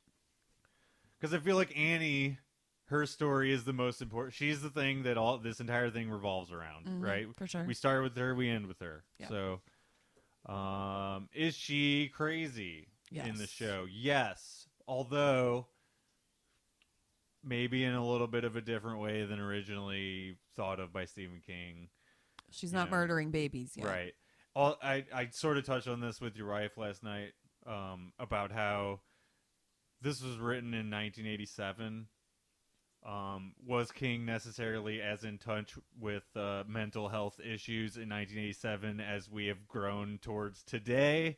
I feel like it's way more looked into issue than it was in the late 80s. Yeah. I could be wrong on that, but I have a feeling that that's sort of a field that the more knowledge we have about it, the more we are able to understand it, I guess. Right? It's like most things. It's better than it was, but Right. not as much as it should be. Yeah. I mean, I gave an example earlier. Mr. Robot is a show that the way it handles mental health in some ways is really good. In other ways, it's kind of hand wavy. Right. Not actually accurate or in any way. And science overall is really just theories about things. You know what I mean? Is this going to become an ICP song? No, it isn't. It isn't. But that's the basis for all science. Is we just have the closest idea of what things are, right? Well, in psychology specifically is one that's one of the sciences that leans more towards being an art, because you're constantly relying on people reporting their feelings and experiences. Sometimes these people are hallucinating things, or they're not really in touch with reality. So sometimes psychology is especially a trial and error thing, a guessing game. Yeah, there's different approaches to it as well. There's whole different fields of thought, I guess overall we could call her crazy, but a little bit different than the Misery novel. Does she love the Misery Chastain books? We finally got that in the last episode. Check. Can she murder even her and severely maim even her most loved people? Yep. Yes, she does that. The quirky speech. Yes, that is there. Walk. Yeah. Really, like, if you just visually, I guess when you read it, it's not visually, but in your mind's eye, what we see of Annie is very much who she was written as. Right. Let's see, resourcefulness in terms of like when things are intruding into her world, like we sort of touched on that. That's still there, right? Yep. I mean, she killed with an ice cream scoop. So. Yeah. Oh, now that you mentioned that, loves ice cream and junk food. Yeah. Yes, that is in this. And the childhood backstory highlights the weird parents, more murder, and warped view of the world overall. Most of that stuff fits, not quite exactly the same as in the book, but certainly the warped view of reality is there. And then being able to just murder whoever, that's a thing that she did in the book. That's in her way. She's literally killing infants in the book, the most innocent creatures in the entire world, right? So How would she do it? How? Yeah. I believe she poisons them. Oh, okay. I might be wrong about that. Do not, again, like Jarret said earlier, don't quote me. If you're going to use that information to save someone's life, whether she poisoned children in misery or not, Yeah. please don't. Okay. Because that person might also pass away. So you're saying if a situation like happens in Scream where I have a psychotic person on the phone who's quizzing me on movie trivia, And they might come for you if you get it wrong. yeah, and if I get it wrong, like then the person I love who's strapped to the chair outside is going to be immediately gutted. Yeah. Okay, so don't. Do not use this information. Or more like likely if you go to horror movie trivia night at Bless you. Heavy Anchor. Bless you. Are you done? I Yeah, was good. if you're at a trivia night at the Heavy Anchor or something like that, then I would take a chance and say, you go ahead and use that. Okay. But if someone's life is on the Not line, life or never. death. Okay. All right. Okay, so let's do a couple of plugs before we wrap up. Jarret, go ahead and plug your podcast again for people that Wait, would like do we to. want to talk more about the Annie's mental health thing? Anything you want. Oh, okay. I was waiting for you to talk more about Well, something because we've already sort of exceeded your you have a your more time that you gave me. Oh, Beforehand, yeah. So a couple minutes is fine. Okay. You had said that she had talked to you specifically about some things, so I was waiting for you to get more into that. But well, yeah, that was basically it. That she said that the way mental illness is portrayed on the show didn't quite jive with her ideas of what true mental illness is, right? So we sort of talked about that. Yeah, it's that, and it's also, and again, kind of saying, I've talked about some other things already, like just the trope of mental illness being something to be afraid of. I feel like I could go into thoughts about, what mental illnesses does she actually have, how self-medicating is actually causing those things to be worse when she thinks she's treating it. I've already talked about how her lying affects that, and that's an idea that my wife gave me. But generally, I think the dangerous thing, and part of the reason that I think this is overall a bad season of television partially, is because this thought that you should be afraid of people with mental health issues is like that's actually dangerous and not help. There are actual people in the world who's that's unhelpful to. Yeah, and I agree with you. The way they portrayed it in this season of television, this story that they chose to tell with Annie, that you're correct. That gives people the wrong idea. That people who are unwell can't become well, like they're beyond any kind of help. The original story, which I think I'm more a fan of, Paul is pulled into her life through circumstance, like he gets completely wasted and crashes off the side of a mountain, right? She is trapping him in her world.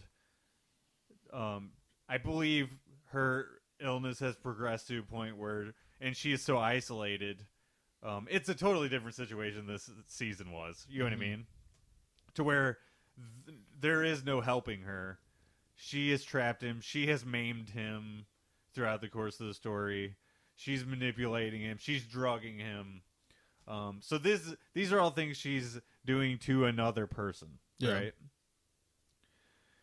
She's not, as far as I remember, on any medication during. She's just living her full crazy life. Yeah, she's just full crazy. Well, and it's a trajectory that makes sense. Again, not knowing as much about that misery or the movie. It's or more the of a book self-contained sort of story and world, which is more opens up everything, where you bring in a lot of different things. Where well, Nadia could certainly have helped her differently than she did. Yeah, You know what I she mean? couldn't. I mean, she should have turned her in immediately. Yeah, she just threw medication at her. Yeah. She did the wrong thing that you're not supposed to do as a health professional with people who have mental problems. When they come to you and tell you, well, I need this and this and this, That is not what you're supposed to give them. Right. No. You're supposed to evaluate. Not just because you're short-staffed and Yeah. you need her.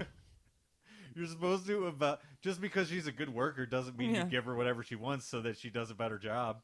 You know. Right. So no, you're correct though that like the portrayal of mental illness in this is not quite what should be put out there. I mean, but she's got mental illness / psychopath killer, Right. which isn't normally. But if how you view the things show away from the backstory of, like, if you just watch this without knowing her backstory of Misery, which I've talked to a few different people that had no idea she was Annie from Misery.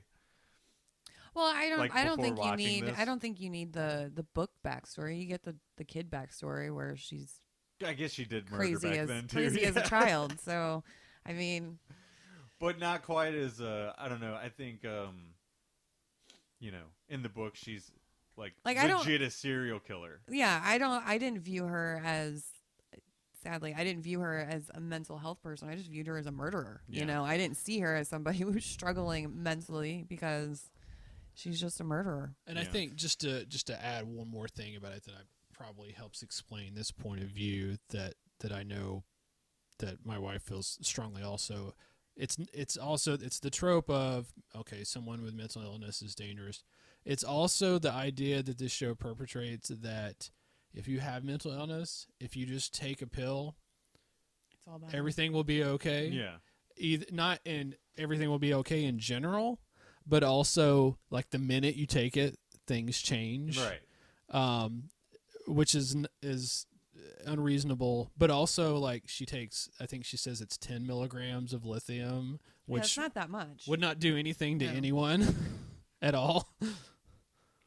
Well, maybe it's by the time, she's gotten to this point, maybe that's one of the pills that they just give her to make her feel like she's taking It has a placebo effect. Yeah. Or something. I mean, again, she's along with the gazebo. other. A gazebo. yeah. It kind of makes sense. Isn't that Haldol she's- like the way more intense antipsychotic?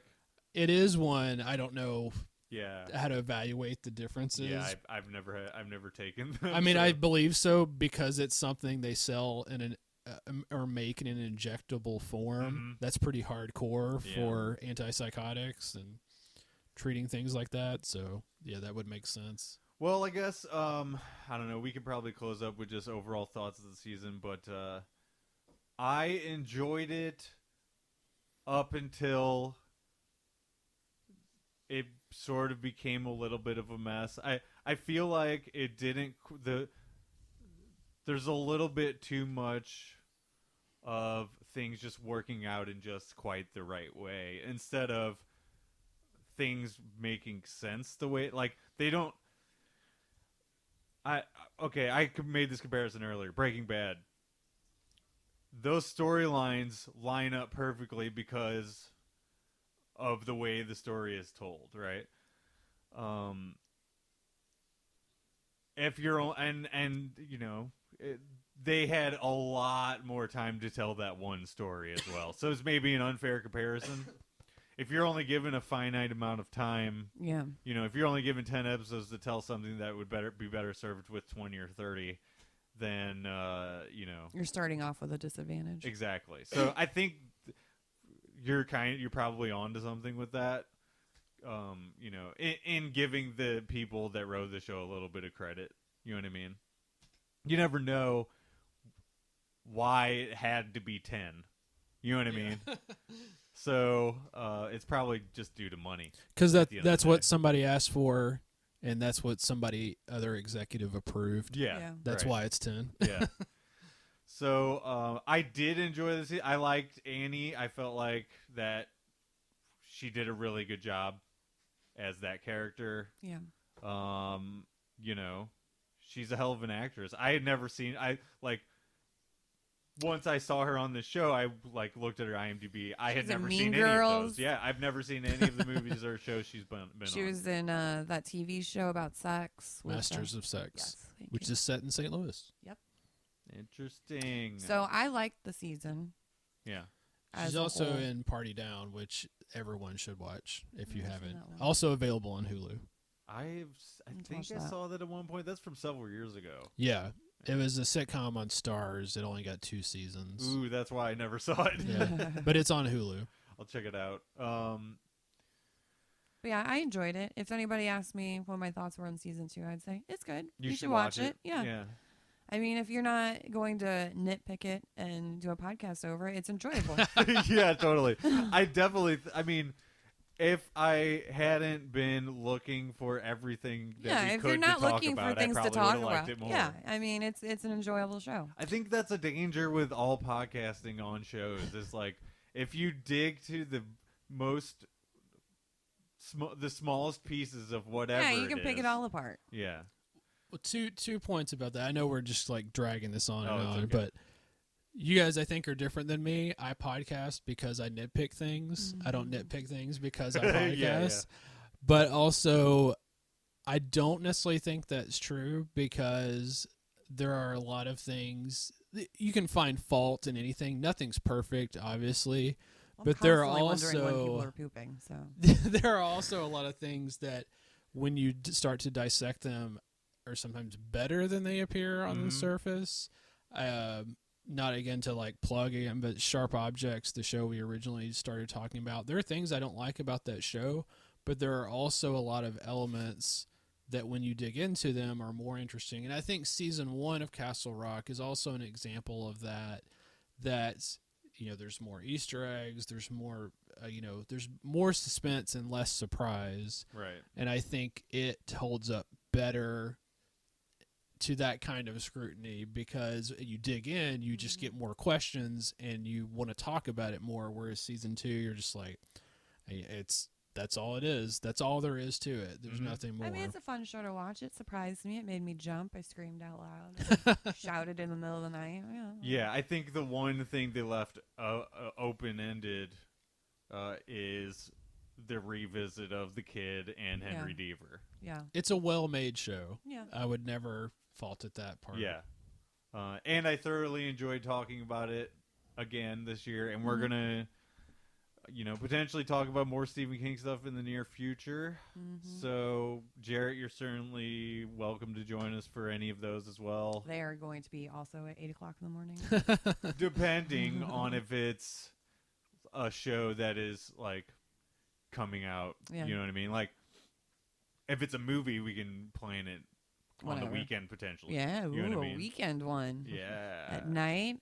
We've done that. Yeah, a couple times. Last year. Yeah, one or two times. Jarret, your podcast, would you like to plug it again?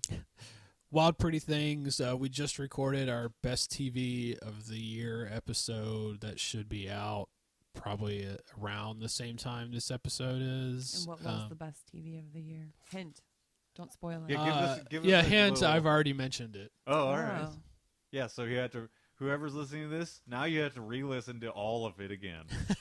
And, that's up to you. I can't help you with that. I thought it was Sharp Objects. That was last year. That was, that was last year. It wasn't that show. I can say that for sure. Because that didn't happen this year. Forgot when that came out. That's a book, too, you could read. Also, you can see Jarret and I play music together on And wish 2 of the 3 of us a happy birthday if I show up. That's right. You should show up. I'm going to try. Saturday, December 28th at Food Bar. It's one of the last shows on a Saturday that'll ever happen at Food Bar. We hope that all you people out there in listener land join us. If you're from Canada, like we talked about earlier, maybe we have a Canadian listener. Come on down. Eh? Hey. Oh my gosh. Nicola hates it when you speak Canadian. Yeah, Nicola, sit on He's the mountain allergic of crap. to it. All the shit I pushed over, sit on that. That's great. This is not an eating table. This is a working table. Gotcha. It wouldn't be a season finale episode without a cat interruption to end the whole thing. Yep. Right?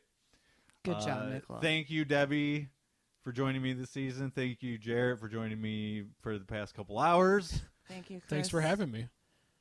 Thank you. Okay, well. Thank you for being you. You're welcome. Oh, my God. Jesus. Could you... You need He makes some really funny you need a faces when tissue? he does that. Yeah, you need a tissue. Until next time, when we cover whatever it is, goodbye. Bye. Bye.